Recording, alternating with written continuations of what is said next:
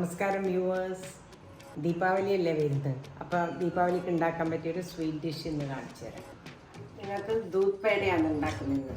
അതിന് വേണ്ടിയിട്ട് ആവശ്യമുള്ള ഈ 4 സാധനങ്ങളാണ് ഇത് മിൽക്ക് പൗഡർ, ഇത് പാല്, ഇത് പഞ്ചസാര, നെയ്യ്, ഇത് 1/4 കപ്പ് പാലും 1/4 കപ്പ്.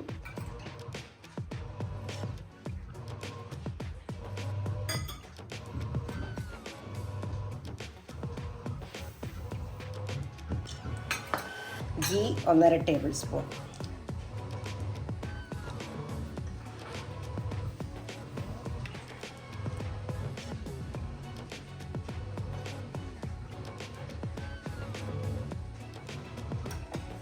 കൂടി മിക്സ് ചെയ്യുക ആദ്യം, എന്നിട്ട് കത്തിക്കുക.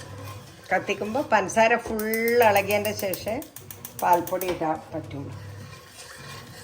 പഞ്ചസാരേൻ്റെ ഒരു പൊടി പോലും കാണാൻ പാടില്ല.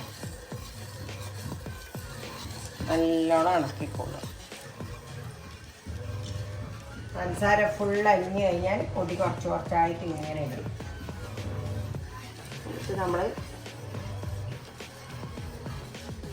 മാവെല്ലാം കുഴക്കുന്ന പോലെ കുഴച്ചെടുക്കണം. ഇതിൻ്റെ അകത്ത് തന്നെ എടുക്കണം. ചൂടുള്ള ഇതിൽ തവി ഇങ്ങനെ ഇളക്കിക്കൊണ്ട് തന്നെ ചെയ്യണം. മീഡിയം ഹീറ്റും ലോ ഹീറ്റും മാത്രമേ പാടുള്ളൂ. ഫുൾ ഹീറ്റ് പാടില്ല.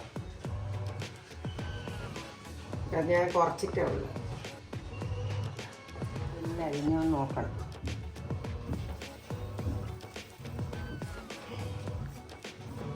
അലിഞ്ഞു. ഇനി ഇത് മെല്ലെ മെല്ലെ ഇടണം.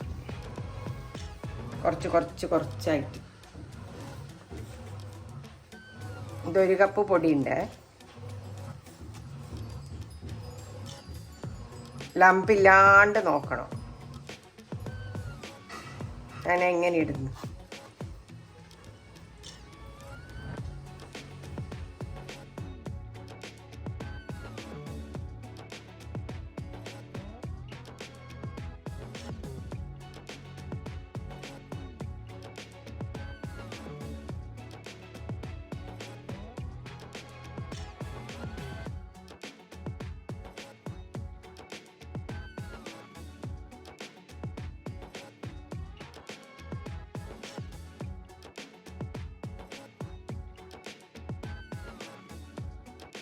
വിടാണ്ട് ഇളക്കിക്കൊണ്ട് ഒട്ടും ലമ്പുണ്ടാകാൻ പാടില്ല.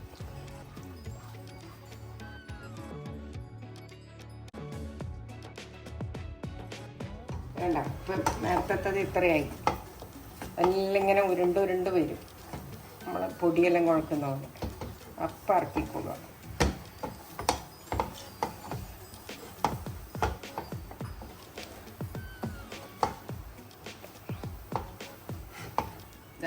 ആയി കണ്ട, കാരണം നീങ്ങി വരുന്നുണ്ട്.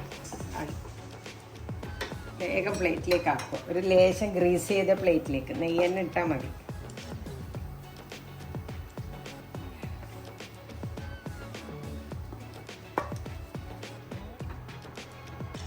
തണിഞ്ഞാലേ ഉരുട്ടാൻ പറ്റുള്ളൂ. ഏത് ഷേപ്പ് വേണമെങ്കിലും നിങ്ങൾ ഉരുട്ടിക്കോ. ഞാൻ എൻ്റെ ഷേപ്പ് ഞാൻ കാണിച്ചത്. ഗ്രീസ് ചെയ്യാം, എന്നിട്ട് വേണം ഉരുട്ടാൻ. ചൂടുണ്ട്, ഭയങ്കര ചൂടാണ്. എന്നാലും ചൂട് തീരെ തണിയാനും പാടില്ല.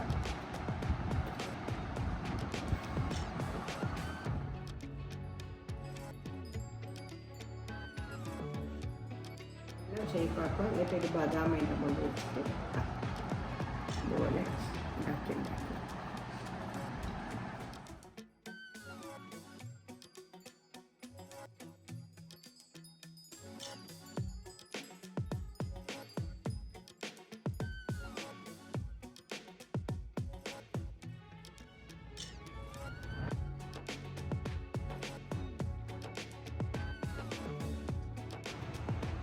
അങ്ങനെ എൻ്റെ ദിവാലി സ്വീറ്റ് റെഡിയായേ.